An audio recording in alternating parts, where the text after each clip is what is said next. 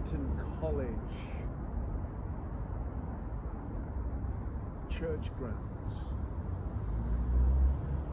You should see just up the road, everyone has descended from the Windsor Castle to pay respect to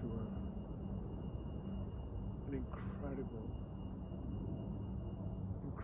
human being who has tirelessly worked towards improving the lives and the way of life for many million children. Most importantly, he's been an advocate, an ambassador, a chaperone for this planet, for the wildlife conservation, nature, and forests.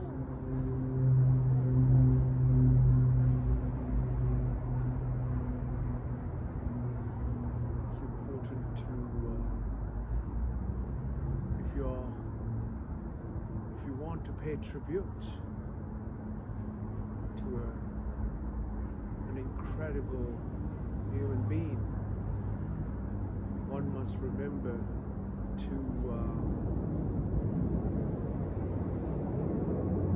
follow in the footsteps with enhance and profound ways of living, from how we used to live to how we can live in a more inclusive, more embracing, more importantly, do the most what is needed times of challenging times of our lives, and that is to remind ourselves of the very existence that we live upon, or we live in, or live on, is what sustains life, what supports life. And if you continue to destroy that very life-making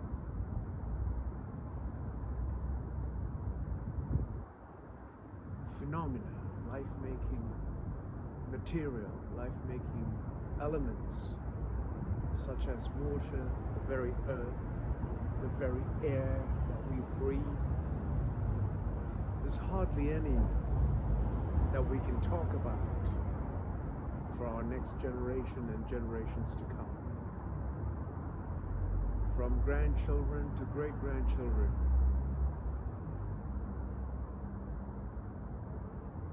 His Royal Highness, the Prince Phillip, has done just that, going around taking care of our planet, reminding us the fragility.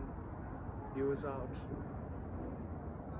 in parts of the world where certain species have been completely extinct, like the Wulong forest in Sichuan province in China.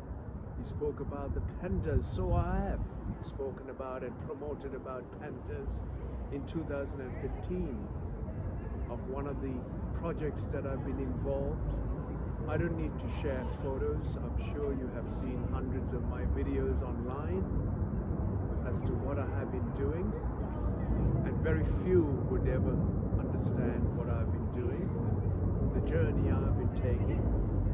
It's not the recognition that I need. It is that I recognize the importance.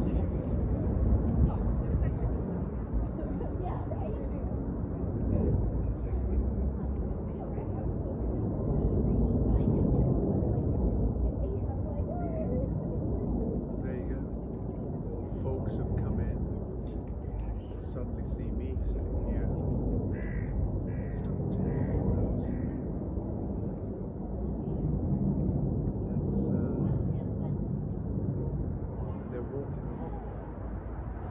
forgetting what we were walking on a graveyard.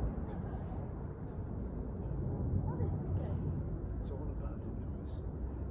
It's all about how you look in photos.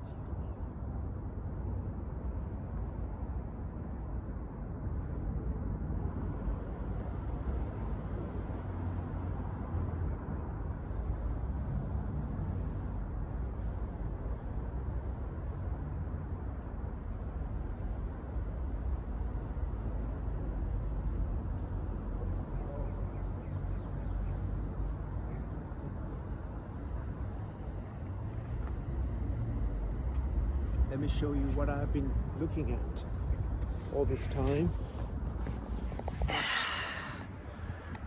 This was my site.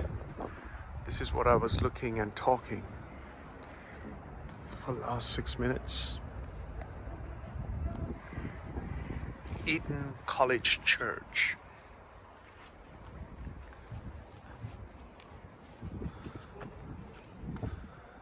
Once the flowers, the transient life of the flowers have faded away, comes the leaves of a new life of this tree. How beautiful. People come here, took lots of photos, and what they're missing is the life phenomena. All they were seeing was taking a photo with their handbag, with their sunglasses on, with their missing out the very intricate life of these flowers, the phenomena of these flowers, and how that lovely bee is sucking the nectar out before the flower fades away, or the transient of that flower cease to exist. How beautiful is life. Have a look at this.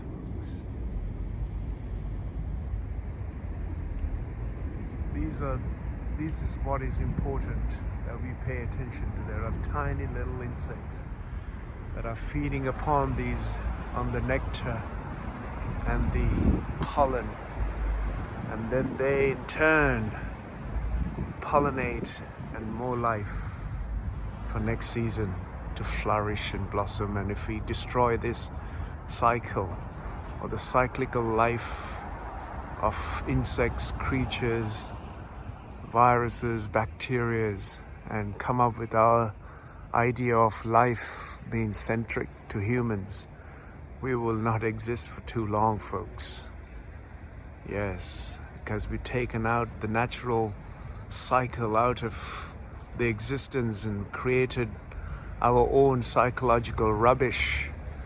And with that, the life cannot exist. With our artificiality and our probing of the very intelligence of life, very intelligence of creation, if you start probing, if you start poking, if you start manipulating and creating your own, we will pay a bigger price than anything that we have ever seen today. Yes. It's not your science, it's not your education that will give you the life expectancy. It is the profoundness of the intelligence that's built within you. You pay attention to it and keep out of playing with it. You might understand that life is to live and to ultimately experience a phenomena beyond your psychological drama and information you've gathered so long, which hasn't in any way given us the opportunity to thrive as a species on this planet. Instead, we have gone on to continue to destroy the very life process, the very life function that exists here on this planet. I'm sure one day you will come to realize what I have been speaking about. This is not in logic. It is in a phenomena of the magic of life that I've been talking about. And this magic can only be felt, be lived, and has a sensitive nature to life, that you will realize that you were another life here in a brief and a very intelligent way created to live and exist.